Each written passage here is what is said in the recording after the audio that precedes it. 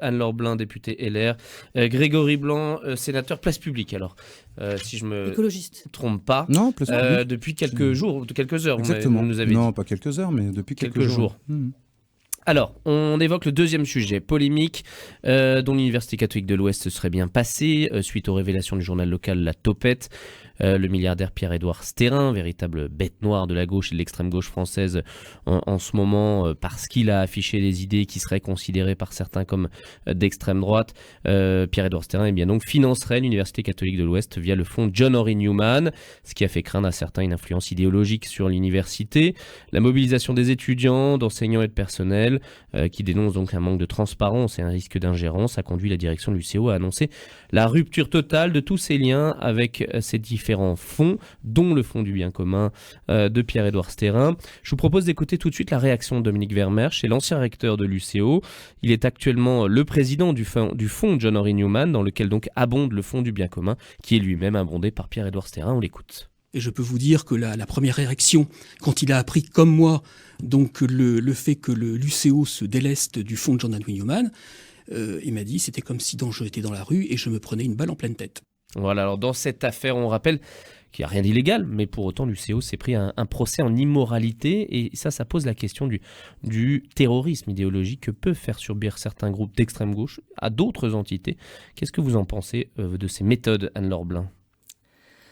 Vous avez employé le terme, terrorisme idéologique, la peur, la crainte. Aujourd'hui, on voit que les financements de nos établissements d'enseignement supérieur, mais plus largement de système éducatif français, fait que il y a grand mal à parvenir à abonder financièrement les budgets. Et vous avez, et je le regrette sincèrement, un établissement privé qui cède finalement aux cris de l'ultra-gauche, alors même qu'aujourd'hui le mécénat, je le crois profondément, peut être une source de diversification des financements de nos établissements d'enseignement supérieur. La pétition, les signataires, 300 personnes à peu près. 13 000 étudiants pour l'établissement catholique de l'Ouest. 7 000 à Angers. On voit bien la faible proportion. Aujourd'hui, voilà, on agite. On ne sait pas si tous ces pétitionnaires sont d'ailleurs des étudiants de l'UCO. Donc on agite le chiffon rouge en disant finalement extrême droite, donc on s'en débarrasse. Mais aujourd'hui, la réalité, c'est que si nos universités ne diversifient pas leurs sources de financement, elles mourront. Parce que, et dans le cadre d'un budget, on voit bien qu'aujourd'hui, il y a des blocages et on ne pourra pas continuer à abonder. Et ça, c'est le premier point. Mais je crois qu'il y a un deuxième point aussi. L'université, elle n'est pas faite simplement pour distribuer des diplômes à des étudiants qui voudraient passer des années et des années en études et puis finalement essayer de parfaire leur culture générale. Elle est pour aboutir derrière à une professionnalisation et à entrer dans le marché du travail. Et donc qu'il y ait des entrepreneurs privés qui s'intéressent à nos filières d'université, c'est plutôt louable, parce que derrière, ça veut dire qu'on leur donne l'ensemble des moyens pour avoir des diplômes qui soient à la hauteur des attentes du marché économique aujourd'hui. Donc, je regrette qu'on cède aux sirènes, encore une fois, de l'idéologie rampante, mais qui s'illustre parfaitement également dans l'enseignement public. Hein.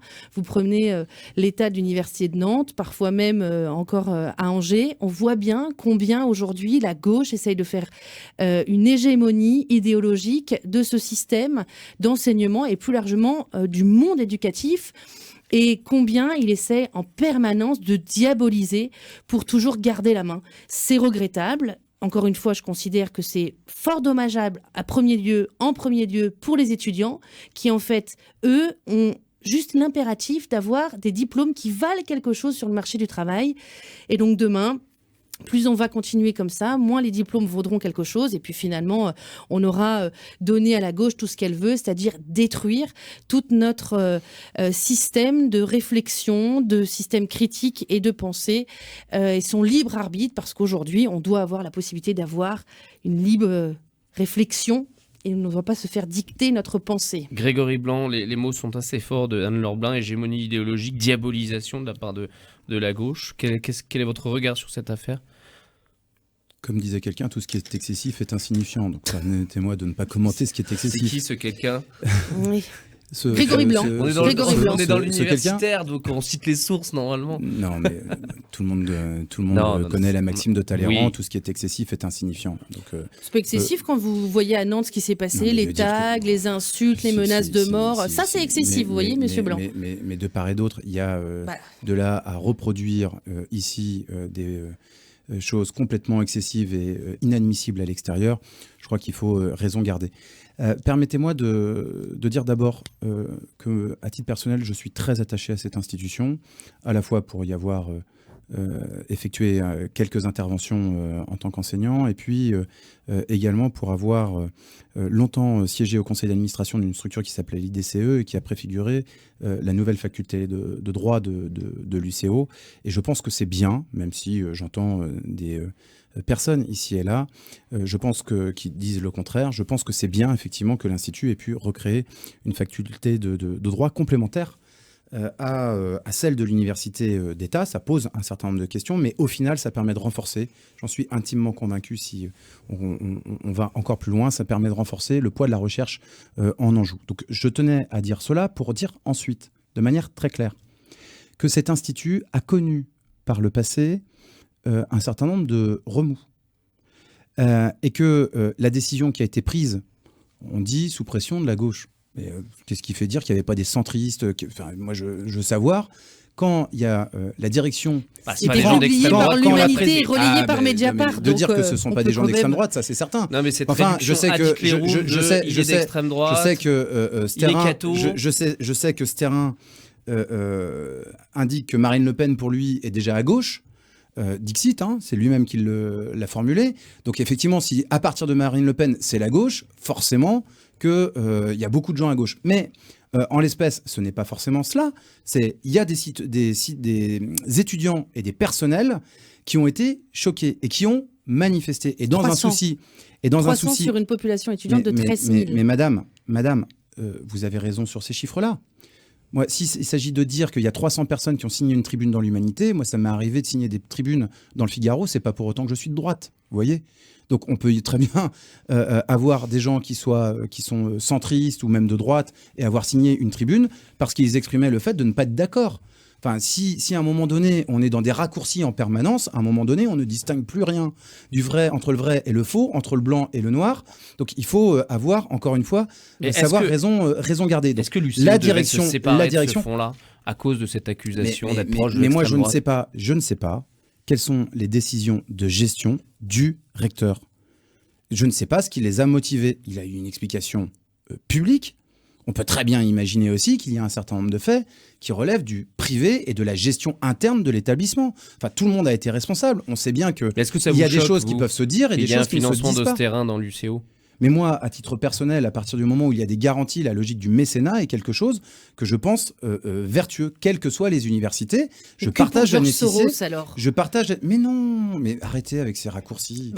Mais non. Mais moi, qu'est-ce qui vous gêne dans ce cas, dans les financements de M. Sterrin ? Mais est-ce que je vous ai dit que j'étais gêné ? Ah, d'accord. Ah, donc vous soutenez les financements de M. Non. Sterrin ? Je soutiens le fait qu'il y ait une procédure qui soit extrêmement claire et que les enseignants puissent être maîtres.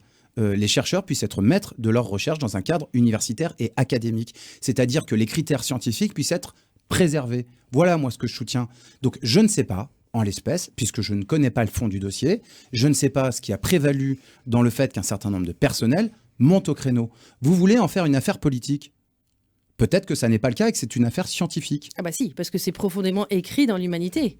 Le financeur étant M. Sterrin, étant d'extrême droite, donc l'UCO doit se débarrasser de ses financements. C'est quand même ce qui a été écrit. Madame, je viens de vous dire que dans cette affaire, il y a des aspects publics et il y a sans doute aussi des affaires de gestion privée.